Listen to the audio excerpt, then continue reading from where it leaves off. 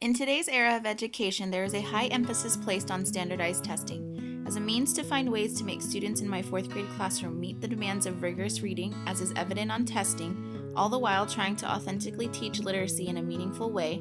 I chose to research how use of critical literacy and technology could foster such skills as close reading.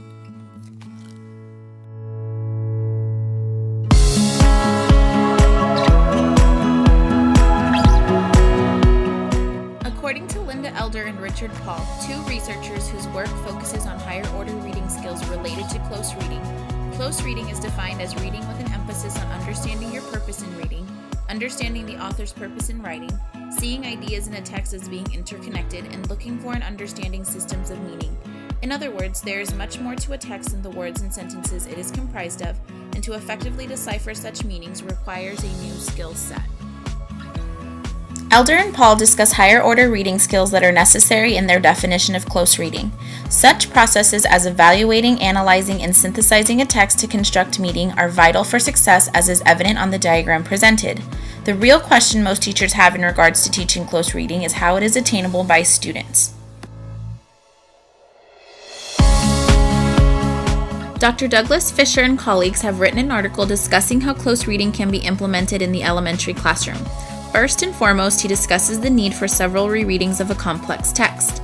Likewise, there is also a need for use of the gradual release model in regards to teaching effective close reading. Students also must become familiar with answering text-dependent questions eventually at an independent level.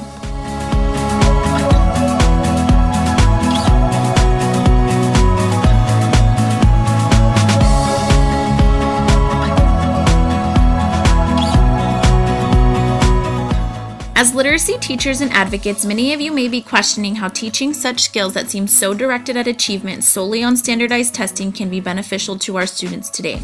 It is important to mention that many have such concerns regarding close reading, despite how it incorporates higher reading skills, because it is a literacy instructional practice associated with Common Core standards, which, as we know, Texas has yet to adopt. I too have these concerns, as I strongly try to adhere to authentic literacy practices in my classroom, despite the demands legislatively my students and I are faced with.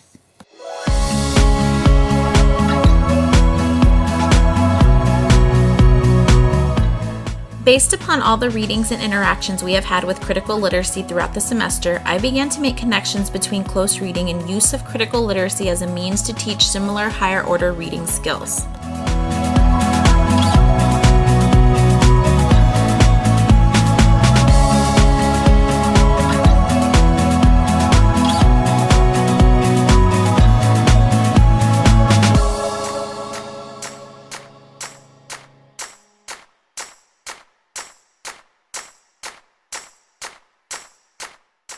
Hillary Jenks discusses the following 4 orientations that should work together when implementing critical literacy to provide balance between each perspective. Using this as the foundation of literacy instruction, I feel students can learn more and understand the current world they live in, the purpose of such practices in the literacy classroom as close reading, and from there find ways to change their current social situation or use it to change social situations of others. As an educator, it is important to create responsibility of learning within their own students, so what better way than for them to understand current instructional practices they are being engaged in as a means for them to understand their position within our classrooms today.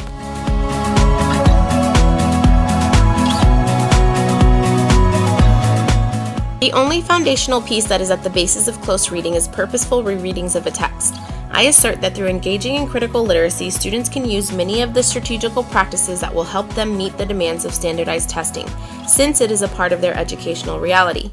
Through implementation of analyzing text in regards to issues of power, problem, and complexity in multiple perspectives, which are all fundamental to critical literacy, I understand the same results can be attained, although there is still need for further study and research regarding the 2 perspectives.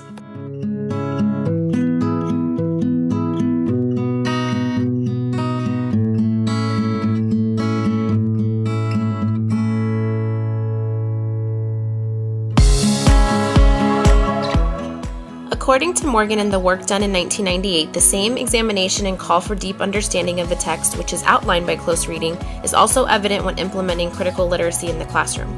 The added benefit is that students also get to position themselves socially in the world they currently live in.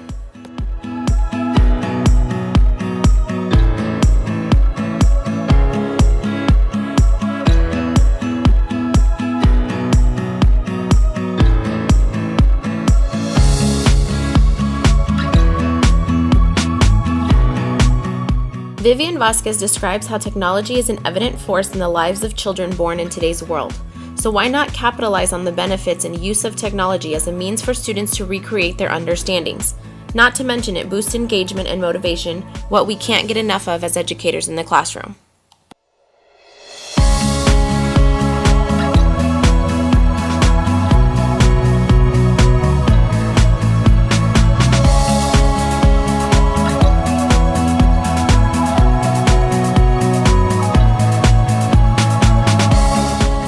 In conclusion, based upon the findings of my research and the reading we engaged in throughout the semester, I have found that critical literacy is vital for the literacy development of our students and to their future success within the world they live in, not just on short-term goals like passing standardized testing. But it all begins with instruction and practices we implement in the classroom, so I leave you with these final thoughts.